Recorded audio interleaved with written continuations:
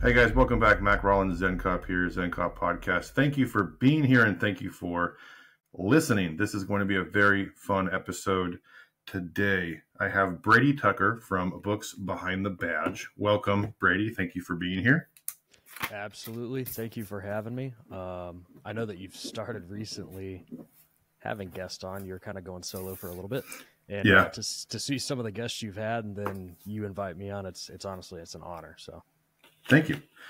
Yeah, it wasn't planned. So I initially wanted to do a lot of stuff myself, and then this is still coming down the pipe, but I have 10 people, 10 different cops that I already have selected that I'm going to actually do in-person interviews with. And that's kind of been the long-term plan, but just with timing and everything else. And then what really prompted this was Adam from Police Post. He was the one who was like, yeah, let's do it, man. Let's do it. And I was like, okay, cool. It worked out a little nerve-wracking at first, but it turned out good. And happy to be here with you today, Brady. So let's just let's talk about kind of what you do and the and Books Behind the Badge. Kind of give me a rundown of what that is and why you started it. yeah, so Books Behind the Badge, it kind of came into inception, I don't know, 4 or so years ago. Originally, it wasn't that. It was kind of nothing. It was me and a group of friends got together and created a little book club it was more of an accountability group. It was 5 or 6 of us, and it was called the Be Better Book Club. And then from there, we were doing that for about a year or so. I did end up creating an Instagram page for that because I was posting books on my personal page, and I had a lot of friends reaching out saying, oh, I read that. It was good. Keep posting. So I'm like, now let's create a public page specifically for it so people can, if my friends are getting something out of it, I hope maybe some other people can too. And then from there, I just had this idea. I wanted to do a little bit more with it. And the idea, I don't even know where it came from. It just popped into my head. Books Behind the Badge. I thought it was catchy. I commissioned somebody to design a little emblem for me. And then from there, I kind of switched the Instagram page and switched the entire motion. So it went from a book club to just kind of an open forum blog, what I'm reading. And then, I add bits of other things in there, giving people shout outs, helping people promote books, specifically first responders and the like. Nice. Yeah, it's kind of one of those things where we were talking about it before we started the episode, but I think for so many of us, time is kind of that element that makes it difficult for us to not only read, but appreciate like what a book can do. And like I said, I'm mostly an audiobook guy. I have a pretty long commute, and it's different because I feel like when I'm driving, I will be listening to something and then my mind kind of goes a different direction. I start thinking about something else and I go, oh my God, I missed like 5 pages.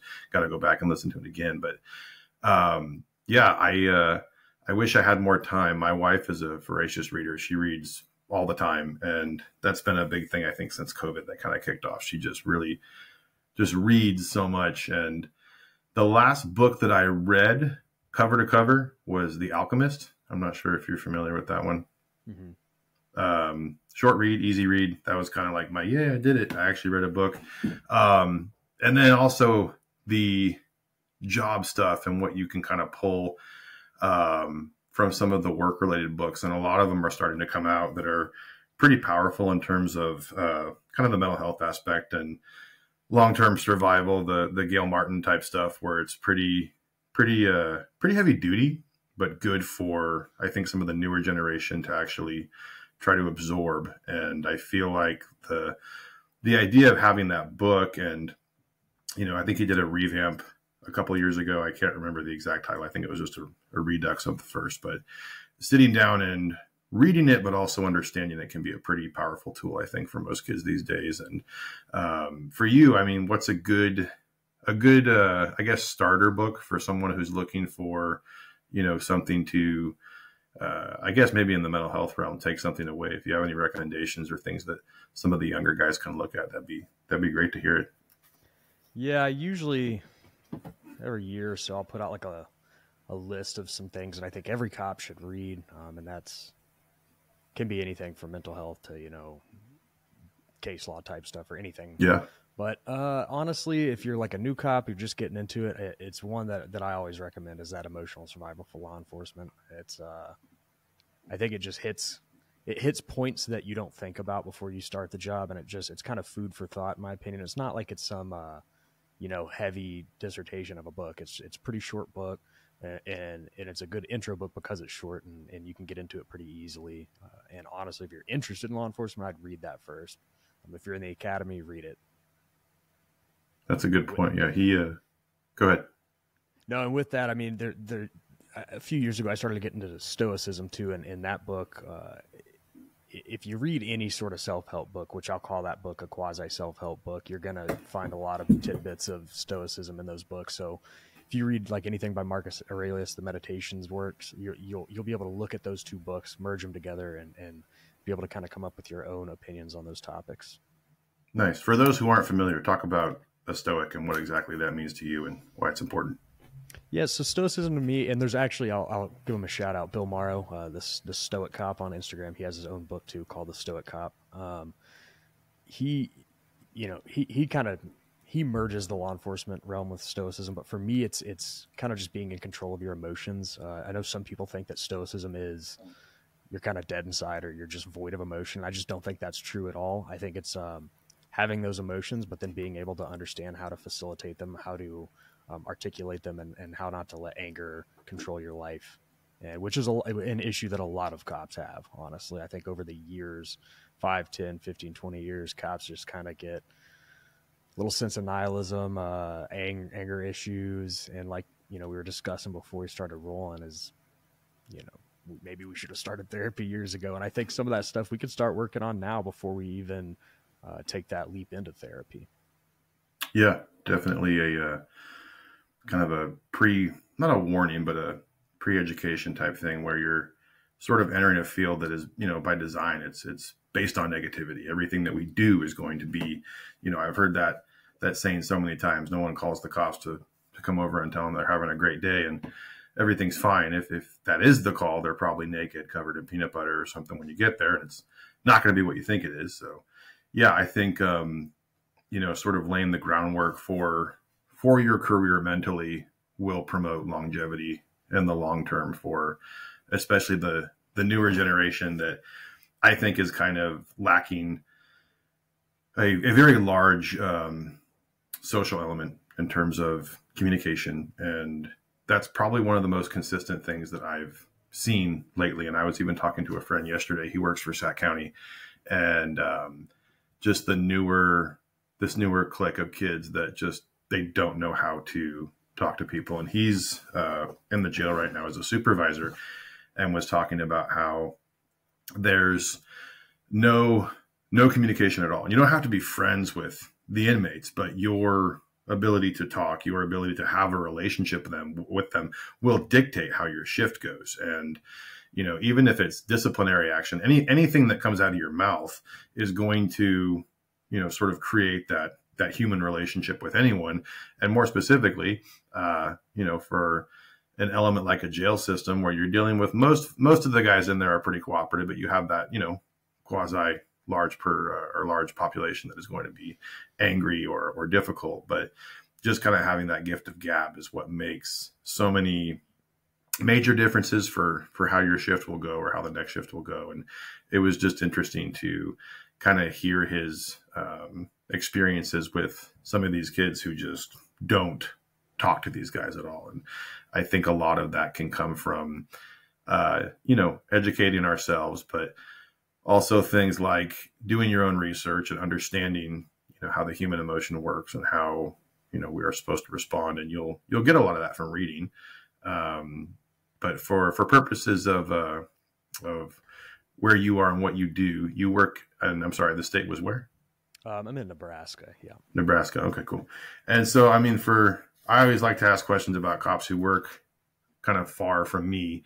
Like right now, what do you think is one of the more, I guess, kind of one of the biggest challenges you guys are facing right now, not as an agency, but as a community or as a state right now? Oh, it's hard for me to jump on that bandwagon that's been going around, the last few years of the job's dead. I personally haven't experienced that, and I can't speak for everybody in every state and every organization. However, Nebraska, thankfully, is a pretty pro, especially in my area, pretty pro law enforcement.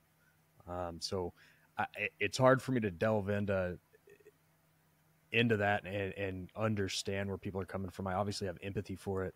But with us, I honestly have no complaints for where I work. I know laws are changing constantly. You know, I just got back from the conference recently, the Chiefs and Sheriffs Conference, and the whole medical marijuana thing, a lot of that stuff's changing. So it's just kind of adapting. I think we're talking about kind of like these young kids coming in and not being able to communicate. And I think a lot of that has to do with adaptation as well. And so it's like, if you can't figure out how to adapt with what's coming out, I think that may be the biggest internal issue that we are facing. And whether that's internally in your organization, because you'll see it everywhere you go. You got the guys that have been on for 20 plus years that don't want to, they don't want to move forward. They don't want to change. They don't want to adapt. And then you got the young guys coming in that haven't learned how to adapt yet. So then you guys got the guys in the middle that, they're going out there, they're proactive, and they're willing to adapt to the new changes that are coming down. And it's like, how do we find that balance of, hey, we need to get this older generation on board with adapting to what's currently happening, current trends, and how society expects us to operate is a big one, and how the law expects us to operate as well. Yeah, a lot of expectations. That's actually really refreshing to hear. Nebraska, I'm going to look into who's hiring out there. Maybe I'll move. Well, a lot of people think it's a flyover state, I guess, but there's some nice stuff to do out here. It's fun. I don't mind. Okay, cool. Yeah, that's good to hear. I like that there's still places that, value the, just not even necessarily cost, which is, I guess, a polite society. And I think one of the things that we are, in my state, California, you go from very different walks of life all over, from northern to southern and everything else in between. So you have a very, very large populace in Southern California, and then you have a pretty large populace in the Bay Area. And those two pretty much dictate how everyone else lives their lives where I live. And unfortunately, I don't really care what side of the aisle people are on in terms of politics, but I find it very frustrating that there's politics on the table, especially with state laws being passed when it involves public safety. And it's one of those things where in my state, we've watched it go from, it's a great place to live with some very heavy costs that come with it. And those costs are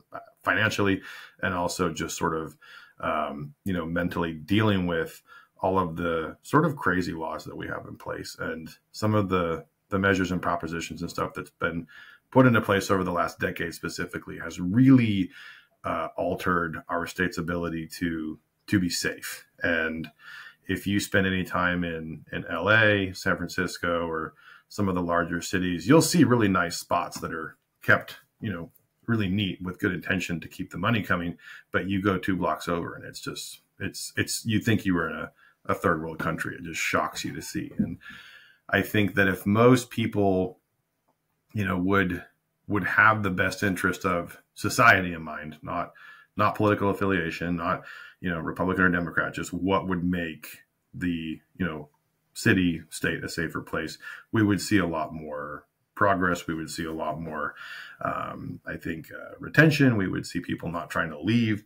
And that's kind of one of those things when in my state right now, there's a lot of guys and gals who are leaving, and much earlier than they planned, and not because they don't want to be here anymore, because they just can't do it anymore. And that's where, I empathize with them, because I'm in a place right now where I thankfully and luckily work for an agency that is a fairly conservative one. The people around me are pretty like-minded in terms of public safety, but you move a few miles across a county line and everything changes.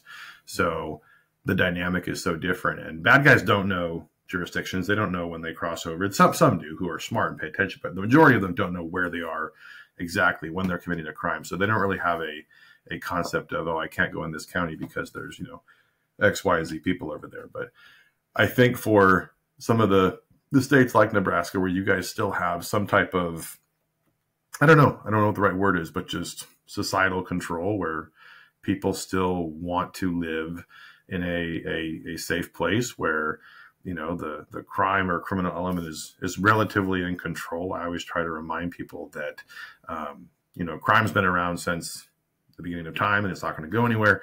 And it's just our job to mitigate the public's exposure to crime. And in states like Nebraska, I don't know what you guys, I'm imagining just kind of you just bringing up the marijuana just becoming a thing recently, that you guys are fairly strict in terms of some of the narcotic stuff. I'm really not familiar, but is that the case in Nebraska? Are you guys still one of the states that, more traditionally speaking, is a little bit tighter? Yeah, and we're going through some big changes with proposed bills and all that, but it's like, they recently, and it's a very, very gray area, and I'm obviously not a legal expert in it, so I'm not going to like pretend that I am, but Delta 8 is legal, I guess, essentially, or it hasn't been ruled on one way or the other. The governor hasn't really made a decision, so technically it's being sold, and then in one way or the other, it doesn't really matter how you feel about it. Obviously, if it's illegal, it's illegal, but it makes the job difficult. It makes what we're charging people with difficult. It makes us not want to pursue anything, because if I stop somebody and they say, "Oh, it's Delta 8," all right, well, have a good day. I don't want to be the guy that writes you a ticket for it. So it's like, I guess get out of here. What is Delta 8? That's a new one for me. So it's a derivative. So the illegal, per se, I guess, compound of marijuana that is criminalized both federally and in most states is going to be Delta 9 THC, and then Delta 8 is just another derivative. It still gets you a similar high as Delta 9 would, but because it's a different chemical compound that's produced in it, they can basically isolate Delta 8 and marijuana and sell it that way without the Delta 9 being in the product. So okay. It'll still pop pot. I mean, if you test it on a roadside test, it's still going to pop pot for THC, but if it's Delta 8, it's legal. If it's Delta 9, it's illegal. And it's like, how do I, a street cop on the road, make that determination? I don't, and I can't.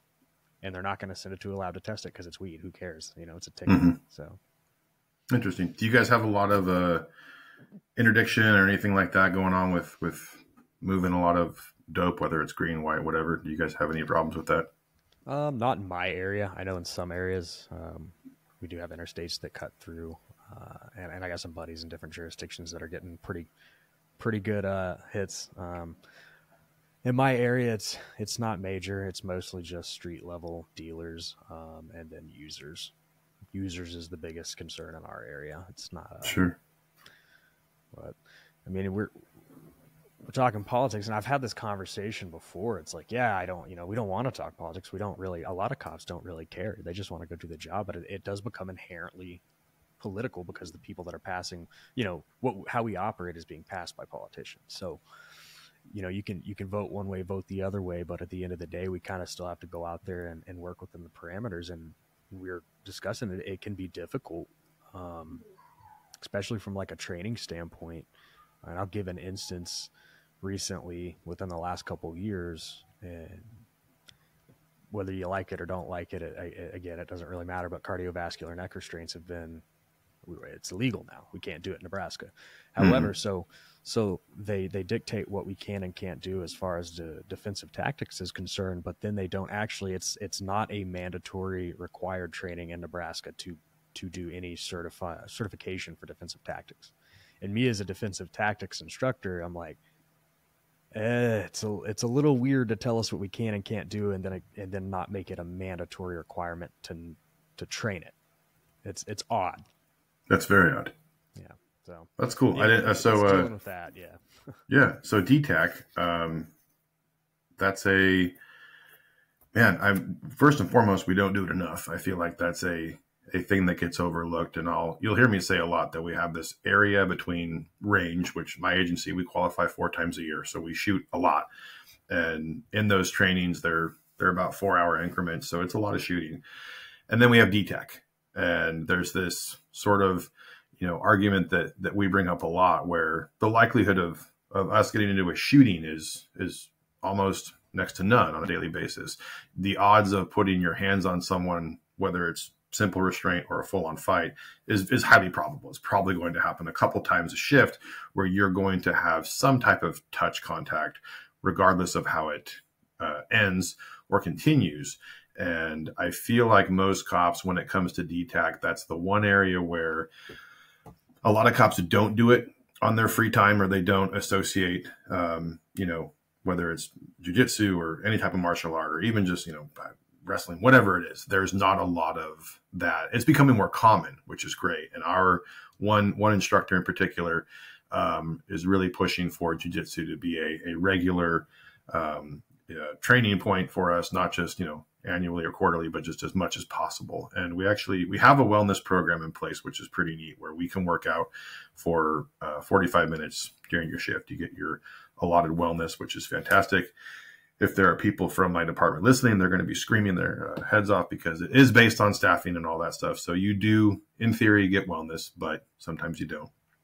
But in terms of DTAC, I feel like in California, it's good, and we do more than most, but I just feel like there's not enough of that is, I guess, a little more consistent throughout most agencies nationwide. And if we look at every single, pendulum swing that we've gone through, the majority of them are not bad shoots. They're bad defensive tactic scenarios that end up going south because of something mixed in with, the bad guys on a boatload of fentanyl or whatever it is. But just the basic takeaways that I've seen, and the bigger one being George Floyd, where you look at just body positioning and some of the smaller things that probably would have made a big difference long-term and short-term had different tactics been used. It wouldn't have prevented it per se, but maybe just made it less aggressive.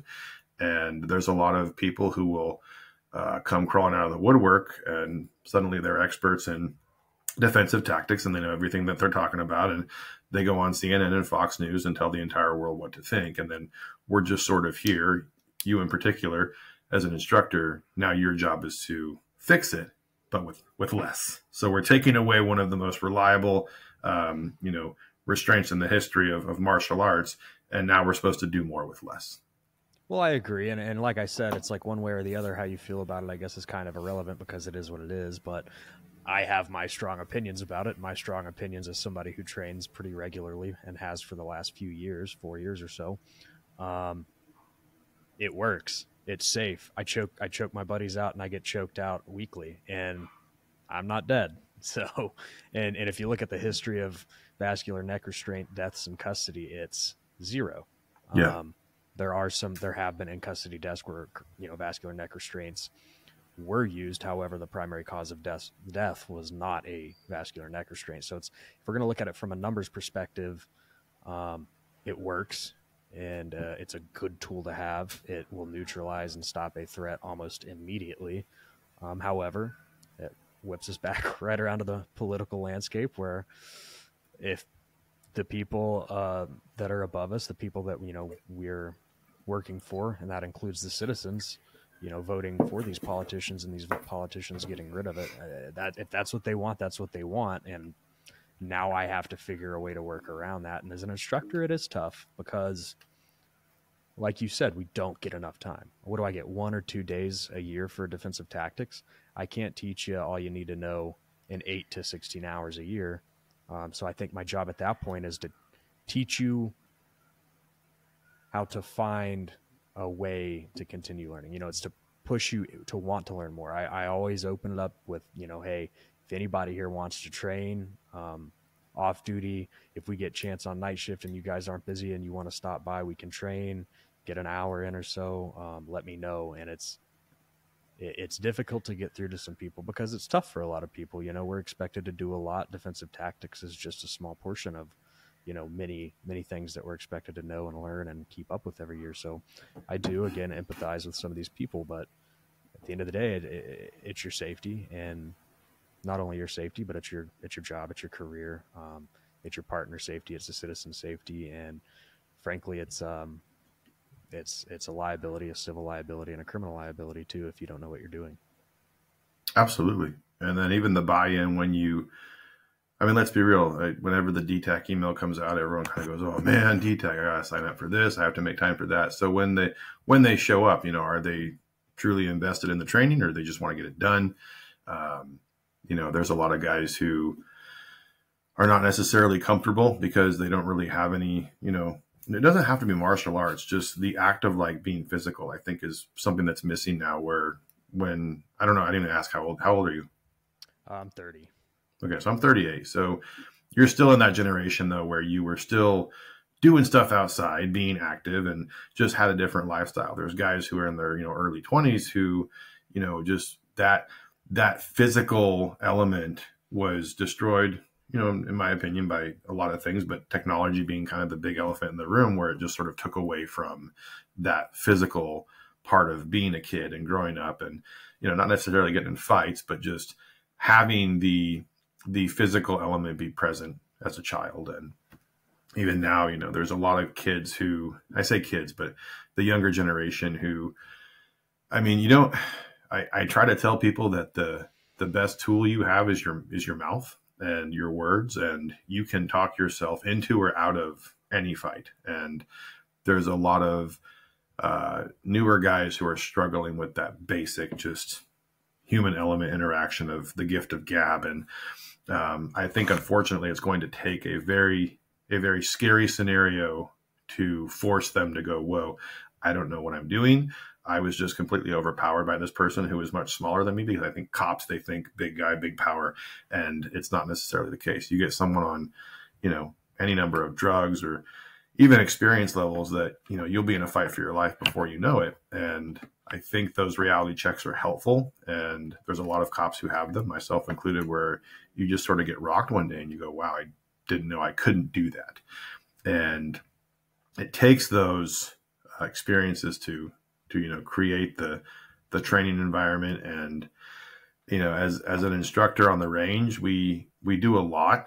But I really feel like, and this is a discussion that we've been having for a while, but I feel like range and defensive tactics should kind of be merged into not necessarily one training, but definitely a training scenario where we combine both. Because how many times have we seen it go from a physical altercation to now a deadly force scenario, and the deadly force scenario usually introduced because the cop ultimately ran out of gas, lost control, something, and it turns into a lethal force scenario. But I definitely think that there's something to be said about a lack of training and a lack of combination. And we spend a lot of time and effort and money on scenarios that are life or death, but they're, I'm a numbers guy. So I look at, what's the likelihood of me doing this? Okay, cool. I don't think we should necessarily fraction it out for training, but there should be a equal playing field in terms of, the likelihood of me going hands-on or the likelihood of me actually shooting someone.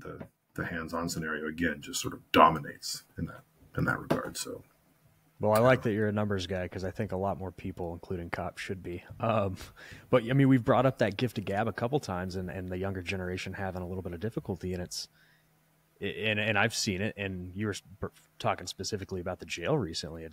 We've had instances where a lot of our corrections officers are very young, but they call us and, hey, can you help us? We got a inmate that won't listen. He won't do what we tell him. I don't know what to do. So we'll go in, and what do? I sit there and I let the inmate chirp in my ear for 10 minutes, because that's all he wanted. mm-hmm. He wanted somebody to listen. I let him listen. I said, okay, cool. Can you do this now? Yeah, absolutely. Was that so hard, guys? I mean, it's like, how do we get past that? And that's, I wish I knew the answer. I wish I did. Yeah, it's I was talking to the same guy I was talking about earlier. He said that he had a couple of guys come in and say, oh, well, so-and-so won't get back into his cell. And he said, okay, well, what's the problem? They said, well, we said to do it. He's not listening. And it's that old saying of, I'm going to ask you, I'm going to tell you, and then I'm going to make it happen. And I don't think they don't know what to do with the first step, which is ask. And so now they're trying to figure out how. And then, it's like you said, you come in and you talk to the guy for a little bit and problem solved. I think that there's a huge disconnect with like just basic interaction. And I mean, we don't know each other personally, but outside and inside of work, I'm pretty social. I'm easy to talk to. I can talk to anybody. Drives my wife nuts, but it's just one of those things where if we're at the airport, where I'll just start talking to people, and it's refreshing because a lot of them, talk back, and pretty soon you made a friend and whatever, life goes on. But the newer group, there was a an FTO years back who got so frustrated with this kid who could not figure out how to just go up and talk to anyone. Consensual contact. It's like, that's the, if there was a foundation for street patrol, it would be a consensual contact. It's kind of just how we do things. And he took him to Target and said, I want you to walk around and strike up a conversation. I want you to figure out their first name and where they were born. And he's like, what? And he's like, no, but just do it. Go up and start talking to them. This wasn't a scenario where it was like someone outside. They're in Target shopping. And he just could not do it. So he said, how about we go outside and I'm just going to have you greet people as they come in. And I don't really remember what happened to him long term. I don't think he works for us anymore. But it's just that if you can't take that first step and figure it out by now, you're probably not going to amount to much. And you're probably not going to end up being a good cop. And we're at the point now, not just us, when I say us, I mean California, but nationwide, where if you're not going to be good for the cause, then we're better off without you. And we should probably just cut bait and move on to someone else. And I know that staffing wise, and I'm sure it's the same for you guys, where we are just sort of saying, you know what, you can put shoes on and put a uniform on and you can carry a gun, great, you're 10-8 and off you go. And I've been saying for a couple of years now that with that gamble comes the possibility of the next, huge critical incident where we see that cop make a mistake, and that mistake is, the next big storm that we have to deal with because, they were careless, they didn't do something right, or they, whatever the case may be. If you look at every single major incident that we've had, it usually is because of, two people essentially interacting in a bad way. However, what the cop chooses to do or not do in those scenarios is usually where things go south. And we could very quickly break down, some of the major critical incidents that made national news and changed stuff over the years. But it all starts with, what could have been. And, even George Floyd is the kind of bigger example. I don't think that seeing the whole video, and for those of you who aren't aware, there's a much longer video than just the last 30 seconds of what was recorded. Were there things that could have been done differently? Absolutely. But, I hate sitting there and, Monday morning, everything that they're doing. I think that, operationally, there's a tempo that, some cops are over here, some are over here. And if we looked at, again, numbers, that most cops are going to be right here in the middle. And how we choose to develop them, train them, push them to do certain things in the future will definitely dictate if we have another, George Floyd incident or Michael Brown, pick your poison for when and what happened. But yeah, I just, I don't know we know what the solution is. It's a matter of how do we put that solution into a practical and also affordable way for agencies to use it. Right. And I think there's a couple things to, I guess, dissect there. And it all loops back to training. Every single bit of it does. But when you're talking about, hey, if this guy's not getting it, we're better off without him. Yeah, but it's like, where are we? How do we, within, for instance, I don't know how long y'all's FTO program is. Ours is roughly 3 to 4 months, dependent on the new guy. But in 3 months, how are we going to teach this young 21-year-old, 22-year-old, 23-year-old how to unlearn 21, 22, 23 years worth of social learning? So, being in your phone and not having face-to-face conversations. How do we do that in 3 months? It's almost impossible. Mm-hmm. So it's like, what can we implement? And I like that idea, going to Target. That's a pretty funny idea, actually. But I mean, and then with everything else, with all these critical incidents and everything, and we were talking about DT. I think a lot of it comes back to training, comes back to DT training. DT training can solve a lot, frankly. In my opinion, what I teach, it's a whole lot more than just fighting. There's a whole health wellness thing that goes behind it. There's a whole psychological portion that goes behind it. I've taken some force science classes. We have a really good DT program that implements a lot of that. And it's about getting comfortable, again, touching people. You touch people all the time at work. If you are comfortable in your capabilities to control somebody, you're going to be comfortable, not having to resort to something that's more extreme, i.e., an intermediate weapon or a lethal weapon, or doing something that's out of pocket, like putting your, your knee on somebody's neck if you're not supposed to be doing that. And then it also kind of, a lot of that training and that repetition, especially high stress inoculation type training, firearms type stuff as well, is learning to, I guess, outperform your own brain, learning to not have that auditory exclusion, learning to not have that, adrenaline dump, or postpone it, or not to have your heart rate accelerate. What are we doing with our breath? How are we calming ourselves down? Because what was going on there? I don't know. Was it ego? Was it he had some sort of audio exclusion where he didn't hear people telling him, hey, maybe you shouldn't do that? I mean, and I think a lot of that can loop back around to training. How are we training our people? What are they doing outside of training to continue? And we'll get into some education stuff here in a little bit, because I think me and you are kind of both on the same page. And, with that too, it's not every agency, most agencies aren't going to pay for all the training that you should be getting. What are you doing to continue your education and your training outside of what your agency is willing to pay for? I know it sucks, but if you want to be a good cop, unfortunately, sometimes you have to eat the cost and eat the time. And with these young guys, I think that's something that maybe they don't understand. Maybe they just don't, they don't get it yet. And if they don't get it in time, where do we go from there? We need to get them out, frankly. And it's a harsh reality, but again, like you said, it can be a liability. For sure. You mentioned force science. For people who don't know, talk about that a little bit, because I know it's kind of not a new concept, but something that not everyone is aware of yet. So they have multiple classes. I mean, they have their bread and butter stuff is the force science analyst, which is essentially, it's kind of a use of force investigations type course. They have a 40-hour course and then an 18-week course. I've taken the 40-hour. The 18 weeks a little too expensive for me, but it kind of goes in depth of what goes through your mind during a use of force situation. What, not only your mind, psychologically, physiologically, what is your body going through?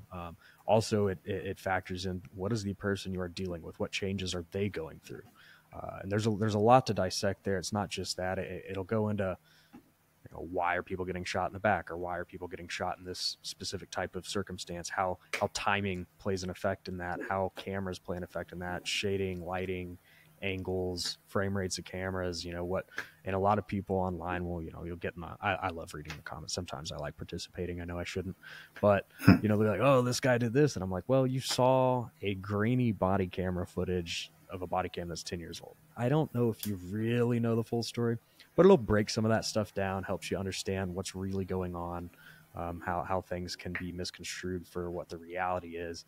And then a lot of it too, it does go over some mental health stuff, again, like the psychological stuff, what to expect after use of force incident, like what are the next 3 days going to look like? What's the next month going to look like? What you should be doing to cope, and how to heal from that. And it covers a lot of topics, and it's a very, very, for anybody interested or on the fence about doing it, I think it's a very informative course to take. Nice. There was I can't remember his name, but he was from a Southern California agency. I want to say, I can't remember, Southern California, but he talked about, he did it like a 1-day presentation. I took an OIS class. It was 1 week, and he had a whole day to do force science stuff. And it was so cool it was a totally new topic for me. So I was really hooked on it. And he talked about are you familiar with the BART shooting in the Bay Area over here? Long story short, it was like a RT cop who shot a guy in the back. And through the force science breakdown of the video, they were issued Glock 22s, and you actually see him with his right thumb go to activate his safety, what he thought was his safety for the taser. And that was a big training point, because the video that they captured, I think it was cell phone video, but they broke it down frame by frame. And in the regular just video playing, you couldn't see this action. And kind of what saved him in the long run was this breakdown of the recording frame by frame. And I'm not a tech guy when it comes to that stuff, so I'm not going to pretend like I know what I'm talking about, but just how they broke it down still image by still image. And you could see that what he was doing was, he unintentionally shot him in the back. There's a lot of people who would say, no, that's not true, because I saw the video. And even being kind of outside that whole incident, it being nowhere near my agency, that was kind of the mindset that most cops had, that he just accidentally shot him in the back. And he did. However, that video was pretty powerful. And they also had other videos where it showed the effects of the body cameras and how it can create false distance. It can create a wider angle. So it looks like they're, 50 feet away, but they're probably more like 10 feet away. Pretty powerful stuff. I really enjoyed it. So yeah, I can also. That course was, and we're kind of in the same path right now, both in grad school for psychology, but that course is actually kind of, I've always had an interest in psychology, but that course kickstarted me to go back to school and get my master's degree because I had such a profound interest in what effects your mind was going through at the time of the use of force that I'm like, I need to learn more about this stuff. And what a lot of people don't understand is with that, once your brain has made the decision to pull the trigger, you can't stop it. Once that action has commenced, you might consciously in your mind say, I need to quit, but your brain has sent the signal to your hand and you cannot physically stop your hand. And almost 100% of the time while you're engaging, once you've made the decision to stop, but you're already in a cyclic rate of fire, you are pulling off one more round usually, even when you've made the decision to stop, because your body hasn't registered what your mind's telling it to do yet. It takes, they bust it down into, and I can't remember all the second, the fractions of a second off the top of my mind, but they break it down into, almost the average person's rates of time for how those actions come to be. So it is very interesting. It's something that a lot of people don't take into account when they go, well, why was this gentleman shot in the back? Well, the amount of time it takes to turn around and the amount of time it takes for you to draw, aim, pull the trigger. I mean, they've already spun around in that amount of time, but you've already made that conscious decision to shoot your gun, and you cannot take that back because it's already going. Your body's going through the motions already. Yeah. And I could see how a lot of people would, sort of not think that those would be, or even the material would be, oh, that's not that important. But it is when you get into the weeds and you're in court and you're being sued civilly. And, even for the criminal side of it, like there's just all that stuff, is just, it's more ammo for you to have for either your own safety and future or your agencies in terms of how many zeros they put. Because they're gonna win. People sue and they always win, but how much the county pays or the city pays is a lot of it's dependent on what you did and why. In California, especially if something bad happens to you at the hand of the cops, you're going to make some money, but it really depends on the legwork that, saves that cop's future and what they did during that moment. And you talked about mental health a little bit. And I think that that's one of those things too, where we introduce a lot of this stuff as, hey, here's this tool. And then they're left with it with no real manual or, further instruction, just sort of it's a taboo topic. And unfortunately, most agencies don't do anything until something happens. And that's law enforcement. We don't need this until, whatever, pick a scenario. We had a shooting, or we had this, we had that. Well, now we're going to implement this new policy. Here's the new equipment. And that's going to be the result of. So when it comes to, suicides, my agency that's not a foreign topic to us, but it is foreign in terms of generations, because you come in, you work somewhere, and you'll always have these names that you don't really know. And yeah, they used to work here, they don't anymore. But in 2021, we had an employee commit suicide, and that was kind of one of the bigger things to happen to us since 2019, when we had a deputy who was shot and killed. But the harder part about the suicide stuff, and I've talked about this with many people before, is, even as a detective, we work all of the firearm suicides in the county. So if someone kills himself with a gun, we go to ultimately rule out homicide. And I've talked to families for both homicides and suicides. And for homicides, the aftermath and the aftercare and the after, the post-victim contact is almost, it's barely there, because this is what happened. This is where we're at. This is what happened to your loved one. And now we're moving forward to trial. And that's a whole nother element that we deal with later. But they accept it because I can map out exactly how that person was killed. When it comes to suicide, I've spent more time with victims' families on the phone, email, in person, explaining to them what information I have. But no matter what it is, it's still not good enough, because it doesn't tell them why. And he couldn't have done that. Yeah, exactly. And it's constant. And, that's the type of stuff too, where, for our incident involving our employee, there were people who probably said like, yeah, I think I saw some signs, but I didn't do anything, didn't say anything.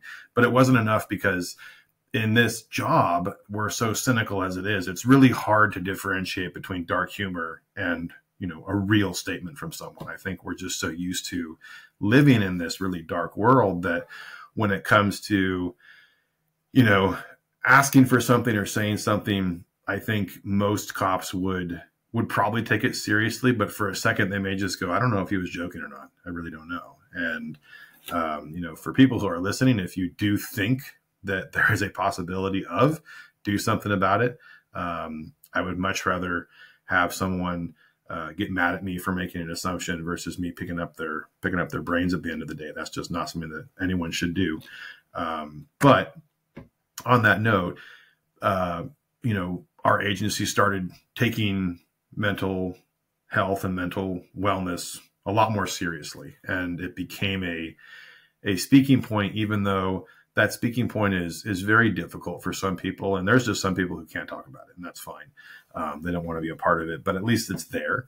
I don't know what you guys have over on that side of the aisle in terms of help. But I feel like that's one thing that, if there was one thing that should be uniform in policing in terms of employee longevity, that would probably be the number one, because it's also tied to, heart disease, to all these other things, high blood pressure. Stress is such a huge part of what we do. And I feel like so many cops, which is statistically why we don't live very long if we're not taking care of ourselves, is that it just keeps going. And then when we try to finally deal with it, we're at the point to where it's not, hey, exercise and go to therapy. It's surgeries or something to prevent you from dying. And that's just sort of a really hard road to avoid. But it's not at the same time. It's actually pretty simple. It is simple. And I think you telling people it's simple, that I think sometimes that's something they don't want to hear. But with that, and part of force science too, and part of, you would know this, psychology is, and stress specifically, is sleep. And people are neglecting to get the proper amount of sleep, which is what your body needs to recover and recuperate. And then you factor that in with, missing family time, missing out on your social life, and people are prioritizing the job over their family. And I think that's something and if I can give one good thing to like the newer generation coming in, I know we're kind of dogging on them for a while. I think honestly, one good thing that I've noticed with some of the younger generation, and including, my generation as well, that the 30-year-olds, is a lot of us are prioritizing. A lot of us are taking a step back, seeing what's happening to the older generation of law enforcement, and they're saying, well, I don't want that to be me. And from my own anecdotal experience and what I've seen people doing, is they are prioritizing themselves, their families, their health, their sleep over the job. And I love seeing it, because at the end of the day, the job is, when you're gone, they're going to forget about you. I know a lot of people, they claim, oh, family. And to an extent, yes, this is a job unlike any other job that exists, in my opinion. That includes the military as well. Different dynamics, similarities, obviously, different dynamics. However, the newer generations coming in, and they're kind of taking it more seriously, I think. And sorry, I had a pop-up come up on my screen, so it completely distracted me. But I'll let you take it from there, because it's fine. A lot going on. Well, that's just that just goes to show, like, I mean, in terms of stuff that we can do to help. And yeah, I hate dogging on the new kids, but at the same time, like, I consider it tough love. I will be very direct. If I was an FTO, and I'm not, I would make it my mission to ensure that I was putting people through who wouldn't get anyone hurt or killed. And you can make mistakes. I love mistakes. They're awesome. And I will tell anyone who's listening right now, if you're not making mistakes, you're doing something wrong, or you're not working hard enough. You should be making mistakes, not egregious ones, but go out and try something new, do something different, and experience something, because we've all been there when we first started. A lot of us we were able to do the basic stuff, but when it came to the in-depth stuff, it was really scary. Writing a Ramey warrant for the first time, I was very freaked out. Now looking, it's 3 pages. It's the easiest thing you can do, but it's very scary if you don't know. Courtroom testimony. Until you do it, it is probably I can remember the first time I testified, and I was horrible. I was talking too fast. I probably was super red in the face, just a horrible experience. But now, I go in there, I'm excited. I like doing it. I enjoy, going to court. And the more you do it, the easier it gets. And that's the same with anything involving life, let alone law enforcement. But the consistency, developing confidence, I think is huge. I think that there's a lot of newer guys and gals who don't have the confidence yet. It's there. But to your point, I do agree that there's a lot of this newer generation who is like, no, I don't have to do anything. There's no policy that says I have to do anything. And fine, if you want to be that cop that is reactionary like a firefighter and every time the bell goes off, you leave, fine, you can do that. But proactivity is what kills crime. And if you want to, I think the better balance, and like you said, you have this generation who's saying, I want to be safe. I want it totally fine. There's a happy medium between guys like us and the ones who don't want to do anything, where you can meet in the middle and kind of find that common ground. And I totally agree, because when I was new, there were all these older dudes that were telling me how much of a piece of shit I was and how I sucked and how they did this and that. And they were probably in their 40s, approaching 50. And I'm genuinely curious to see them now. Are they alive, well, and healthy, or are they dead? I mean, I don't know. But I do think that this job has gone from, in the 70s and 80s, statistically, you were probably not going to live past 60 if you retired at 50. And that was a combination of mostly heart-related, blood pressure, stuff like that, but also alcoholism and just us finding ways to to continue in unhealthy ways. I mean, if you look at even like smoking, I look back to the 90s and how many people smoke compared to now, and there's some cops who do, but it's far less than what it used to be. So I think we're getting smarter. We're understanding, and everyone can have vices. I'm not saying don't drink or don't have fun, but don't do it for the wrong reasons. And alcohol in particular is it's a great coping tool. It'll make you a little bit more vulnerable. It'll help you. But when it becomes, a problem, and I always tell people problems are subjective. You can have someone who drinks all the time or very little, and it just depends on why they're doing it and what the objective is when they are doing it. And, I think that the answer for the common ground is getting people comfortable, having them build confidence, and then understanding that with this job comes a very high price tag. And it's not something that we can look at in terms of, actual monetary value, but we genuinely sort of write this blank check for our mostly mental health. And mental health, and I know you'll agree, is mental health is physical health. It's tied together in the same. And if you're not doing well mentally, the rest of your body, before I forget, I don't know if you've read it or not, but there's a book called The Body Keeps the Score. If that's a new one for you, I highly recommend it. I don't think I've read it though. It is, it's a good book. It's an easy read, but in a sentence, your whole body is connected, mind included. And if you're not, you talked about sleep, and in my mind, I said, yeah, good sleep, not just sleep, but good sleep to where it's quality. And I know that there's some guys who are probably listening going, yeah, right. Like, when am I get it. But something is better than nothing. And I think once you start to figure out that, your body is capable of doing a lot, but when you're operating on a lot of stress, zero sleep, bad diet, whatever, you eventually will pay for it. And it can be paying for it in, some of the most horrific ways, whether it's, something that happens to you physically, mentally, whatever the case may be. But I think that if there was more of an effort to help these guys understand that there is a happy medium, because part of the job too is having that dopamine release, but for the right reasons. Like when you get to actually make a difference, when you have those internal chemicals that make you feel good because you actually made a difference on the job. And I think that's overlooked a lot.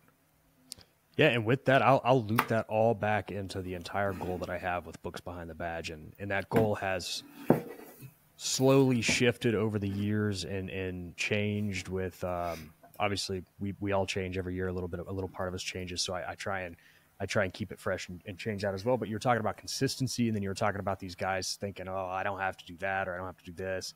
And then you're talking about mental health, and all of those tie back into what I try and do, which is a lot of it has to do with the education portion, and I'll start by saying this, and this may ruffle some feathers, but I think as somebody who's about to have a master's degree, I have a little bit of a, say. I don't think that a lot of people think that police should have a 4-year degree to be a cop. I'm not that way at all. Some of the best cops I've ever met in my life barely graduated high school. And on the flip side of that token, I know some PhDs who are basically brain dead. So I think that a formal education has little merit to your performance in this job and to what you can bring to the table. With that, what I do is I try and, keep people's education going. Here's a cheaper alternative method, because frankly, in my opinion, I've gotten a lot more out of the hundreds of books that I've read than I have from school. School is very niche. It's very, especially once you get up into grad school, it's very focused on like particular topics versus broad range. So with that, I try and promote these books for people to read, things that can help them improve on the job, but not only on the job, in their life. What are they struggling with outside of work? Is it family stuff? Well, cool. Here's 10 books I read that I've implemented things from that have helped me. Is it mental health issues that I'm having? Well, cool. Here's 10 books that I've read that have helped me. And a lot of people will ask, well, what's a book recommendation? And sometimes it's hard for me to give that because, and I've said this before, a book that has changed my life could be a fucking paperweight for you. It could mean nothing. But I will give you, books if you request a very specific like interest that you have. I've read huge topics of everything. So what can we read to help on the job? Are you having issues here? And then I'm going to give another shout out to, I don't know if you've heard of BC Sanders. He has a podcast called The Disruptors. Oh yeah. Yeah. They're funny. Great guy. And when he told me, this was a couple years ago, he told me this because he's been a longtime supporter of me. And he's a very heavy reader. What books do for him, and this is something I never thought about, was he uses books as a means to almost escapism, almost what some people would use alcohol for. He said it is a very clean and healthy way to kind of de-stress, escape, get away from the reality he currently faced at work. He puts him into another realm, so he'll read fiction and nonfiction. But I never looked at it that way, but he's absolutely right. So not only are you getting some sort of benefit from reading a book via like an education or via learning something new, but you have to implement what you learn, but also to just kind of de-stress and take a step back. So that was a cool lesson I learned from him. I'd never thought about it about that before. And then you were saying you don't have time to read, so you do audiobooks, and I'll touch on that. I used to be the guy that was like, if you're not reading it, you're not reading. I changed my mind because I listen to a lot of audiobooks now, especially at work. Like if it's a slow night or something, I'll just pop an audiobook on and listen. But so yeah, if you're interested in reading, don't be overwhelmed by physical books. You don't have to physically read the book. I mean, there's plenty of platforms you can read on your phone if you want, for God's sake. You can get a Nook, a Kindle, whatever it is, or you can listen to an audiobook. So if you got time to listen to a podcast, if you got time to sit on your couch and watch Netflix for 5 hours a day, I'm guilty of that. You definitely have time to read as well. And that goes with anything. If you got time to fuck off and go to the bar, you got time to go to the jiu-jitsu gym and get in some training as well. Yeah. The audiobooks for me, I haven't read a lot of books. My wife would probably laugh if I buy them and I commit, and it takes me a long time to finish them. I'm currently in the middle of Fear and Loathing in Las Vegas. I want to finish that badly because I always liked the movie. There's a movie called Sideways. I don't know if you've seen it. It's an older movie, but I read that book, oddly enough, cover to cover really quickly because the characters were already established. So I just picked it up with the movie in my head and read it. But we talked about a book, and it's one that I can recommend because it's short and it's a good read, and that's The Alchemist. It was Cody Alford turned it on to me. He's a guy, former MARSOC Marine. He has a company called We Defy the Norm. Really cool dude. And he's a big reader. But that book, like, I don't know what it was. I finished it, and it was a feeling of accomplishment when I was done because I haven't read a lot of books in my life, and I buy a lot of them, and then it takes me a long time to read them. But like you said, anything is possible. And if you want to do something, you will. If you don't, you won't. And I've seen a lot of recent posts. There's a Humanizing the Badge is a Instagram account I follow, and one guy was asking, well, how do you make time to work out? Well, you just do. If no one is that busy to work, if you are, I get it, but no one truly goes from work to home to work. It's you have downtime, and if you don't have time, well, then choose something else to alter and do it. And I used to be really good about reading, especially on Sundays. My schedule is Tuesday through Friday, but that can always change. But I would make it a point, and thinking about it now, I have to keep doing this, where I just would give myself an hour and go upstairs and read. And if the book was good, it's hard for me to find a book that really grabs my attention. More recently, I read I'm going to forget the name. Dang it. I'll come back to it. I'll remember. Right. But there were some other ones where you touched on fiction and nonfiction. And I do want to say that cop books are helpful, but I kind of feel like sometimes it's okay to just turn that off. It's okay to not focus on, I really like shooting. Shooting's fun for me.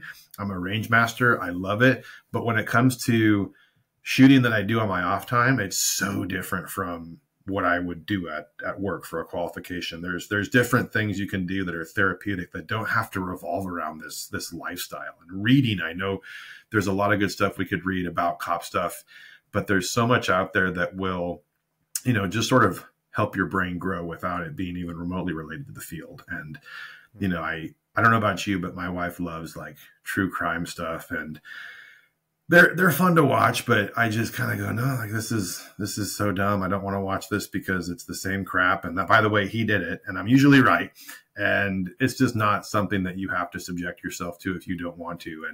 And death by the cop lifestyle, I think, is a dark hole that sort of forces us into that mindset too much. And I cannot stress the importance of disconnecting, truly disconnecting, whether it's on your commute or when you get home, and just sort of turn off the cop if you can. And it's different because I don't think unless you're in it, it's hard to understand that this is not just a job. It is there's a lifestyle component to it.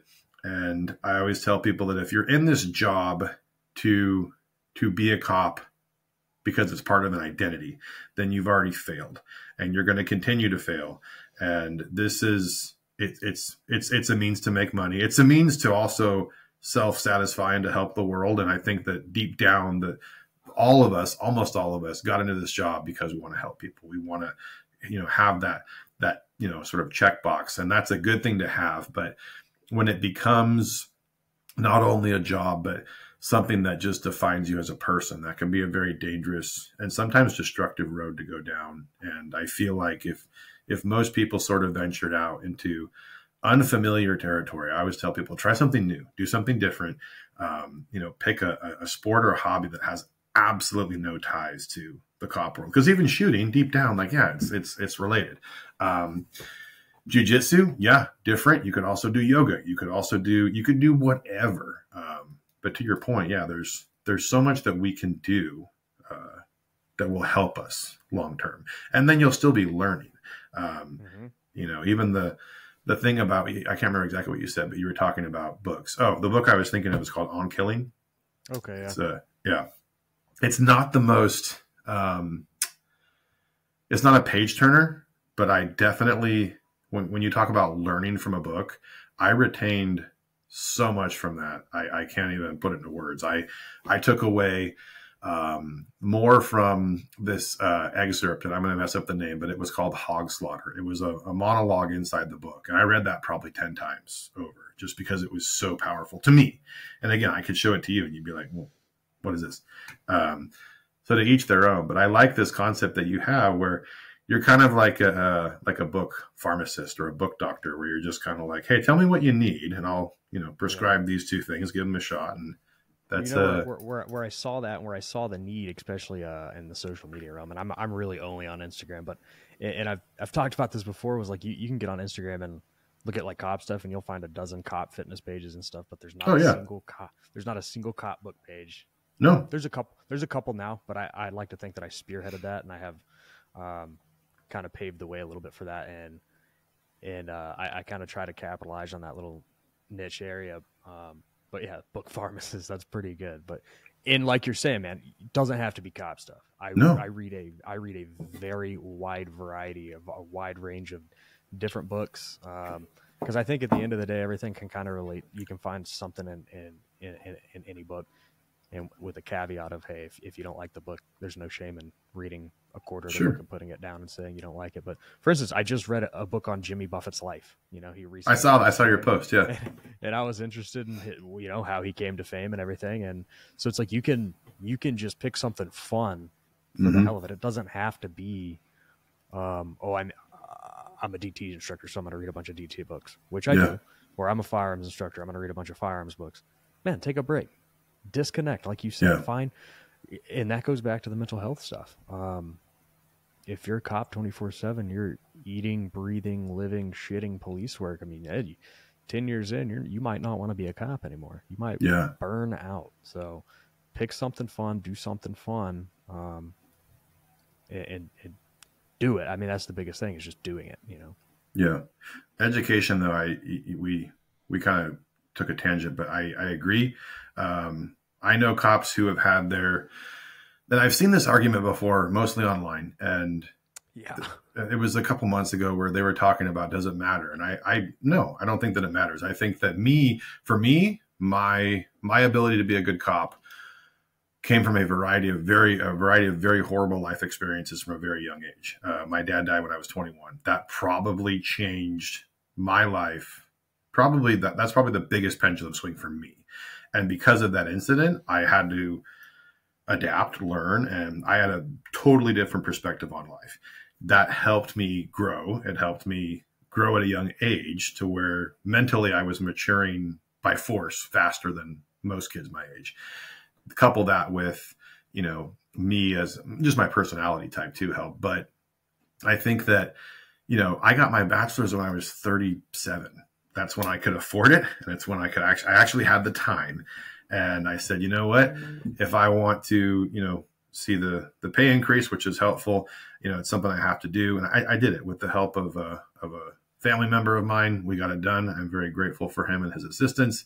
And yeah, without that, would my life change very much? Not really. Like I majored in criminal justice management. If I'm being 100% honest, I kind of felt like I bought most of my education, and probably 25% of it was me taking something away. And what's so funny, the takeaways, they were classes that had nothing to do with cop work. I took all these cop classes, and I didn't really have to study. I'm decent with a pen. So I'm sitting here writing 12 pages on a fentanyl epidemic like it's nothing. And then I go and find my works cited pages later to sort of just shuffle them in there because I have to sort or cite something. But, I had an art history class that was just so cool. It was so different. And I actually had to apply myself, and I had to learn. So yeah. And then now going down this venture of psychology, I'm excited because it's a new thing for me where I don't know anything about it. So now I get to actually learn, and have a fresh perspective on something that's going to be totally different from my wheelhouse, which, to the guys who are wondering, should I get an education? I would say yes, hands down. I would almost encourage you, though, to not pursue a degree in something. If you're deep in it already, if you're already in this job 10, 15 years, pick something that might be your exit and that you might benefit. Criminal justice management, cool. Am I going to promote? I don't know. I doubt it. But, would that degree help me down the road as much as, I don't know, child development, something random that may help you as a person. But to the people who got their degrees early on, good for you. I have a lot of friends who went to college who did the whole 9 yards after they graduated. And I had some guys who went military, some guys, but ultimately, is it a good thing? Absolutely. Do I think that you need to have an education to be a good cop? No. I mean, I think that an education, whether it be high school equivalent, whatever, but I think for the cops who walk around in the early, mid 20s, who are using their master's degree as a power move, that master's degree goes out the window when the rubber meets the road, or when skin meets skin. That doesn't mean shit. And I applaud those who do and who have it, but I would almost recommend to most younger guys, do what you can afford at the time. Don't get buried in debt. Don't get bogged down by, unmanageable circumstances. But eventually, yeah, you should pursue an education, especially if your agency will help pay for it. Mm-hmm. Yeah, and that's a good point you made there was, doing it for the right reasons and avoiding, like, say you've been a cop for 10 years and then, you're going to get a bachelor's degree in criminal justice. Well, what are you getting out of that? Because you already know everything there is to know about criminal justice. So what is your takeaway going to be there? It's just going to be fill in the blank on a resume. I mean, you don't learn anything. And that's something that I kind of tell people too, is like, what's the reason? The degree is what you make it, right? Like, cool, you have a degree. What did you get out of it? What did you make it? What did you turn it into? What did it give you, and what are you giving to it? Just doing it to do it for the sake of doing it. I have goals. That's why I'm doing it. I have something that I want to do with the degree. Are you just doing it because you think it looks cooler, you're going to be smarter with it? Well, maybe that's the wrong reason. But like you said, yeah, don't get buried in debt. Wait till you can afford it. I was blessed to have the GI Bill, so I milked it for all it was worth. Nice. If you have the GI Bill, milk it for everything it's worth. Look into voc rehab. There are the VA offers a lot of things that a lot of veterans don't really understand. I would definitely get with somebody. Sorry to go off on a little tangent here, but if you're a veteran and you're stuck and you don't know what to do with your benefits, get with somebody who knows what to do with those benefits. There are professionals out there that can help you, and they can point you in the right direction. Yeah, there's vets listening. I can name them off by a few right now, but there a lot of those guys, they took advantage of it. It was good. And then just so everyone knows, is that the GI Bill will fund your education up. I mean, did you get your master's degree through the GI Bill as well? Yep, I got 4 months left, and Nice. the GI Bill has funded the entire thing. I started to go through a voc rehab program, and they were fully willing to fund a PhD. I decided that I'm not going to do that. I would have to at least go part-time, if not quit my job, to pursue especially a clinical type thing. So Yeah. I opted not to do that. I think I'm going to cap it out at master's. But yeah, there's ways to fund. If you have a goal in mind and you meet the criteria, there are ways to fund all the way up to a doctoral degree. So No, yeah, I agree. Tangible goals is, if it's within reason and financially, do it. And I tell people too, like, you'd be surprised what scholarships are out there and things you can apply for if you look. There's money to be had if you don't mind spending a little bit of time trying to ask for it, especially if you're in a bind financially. And there's just, it's especially these days. But I agree. Now, having my bachelor's degree in criminal justice, it looks good on a resume. But I mean, like I said, if you want to pursue something different, and you'd be surprised the cop world itself is so it's based on so many different social elements that you could pick a major in something that would have nothing to do with cop work, quote unquote, but it will help you so much along the way. I can't talk enough about anything involving kids. That's a huge leg up for you. You'll learn a lot about how kids work, how their brains work. And for cops, we deal with kids sometimes on a daily basis. And that's another, major component of what we do. And if you can capitalize on it, great. But yeah, I mean, I even like the idea that you talked about. It keeps popping up in my head of just educating yourself by any means, to include, I have an interest in this. Well, here's a book on it. Cool. Read about it and, pursue those things. Well, 100%. And with that, man, it's like, and this is something that I've said, and people have probably heard me say this on other podcasts as well, is that, like, a lot of these cops, they'll finish the academy, or they'll finish their degree, or they'll finish whatever it is that they think is kind of like their terminal, like that's where they're going to stop. you should always strive to be better. You should always strive to continue to educate. And we were touching on this a little bit earlier, how society will change. I mean, technology is constantly changing, societal standards constantly changing, generational gaps are constantly changing, laws are constantly changing, case laws constantly changing. Keep it fresh, keep going, do something to exhilarate your mind. I mean, do something, because having an active mind can help prevent stress as well. For sure. So having something that you're, whether it's a specific goal or not. I mean, if your goal is just to read 10 books a year, cool. If your goal is to read very specific books to put you in a position to learn about something that you're interested in, cool. But have that goal and do something to not just, go home after work, sit on the couch, eat potato chips and watch TV, which is fun. I do that every now and then.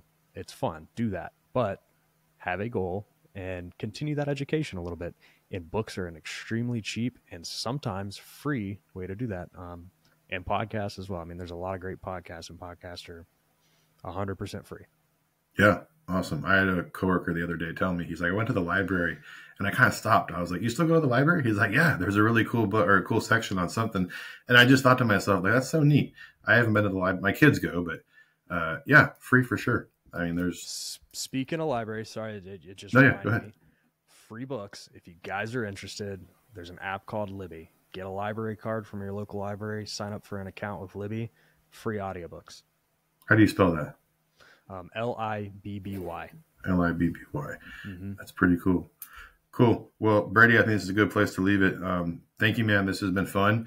The kind of most consistent thing that I'm seeing with each person I have on is that there's far more people out there who are willing to, give good advice and genuine advice. And I think if more people were open to the concept of, not necessarily not change, but just forward movement and identifying things that need to be talked about on a larger scale, I think what you're doing and what you're trying to do is a huge step in the right direction, especially for a lot of these newer guys. So thanks for what you do. It's pretty cool.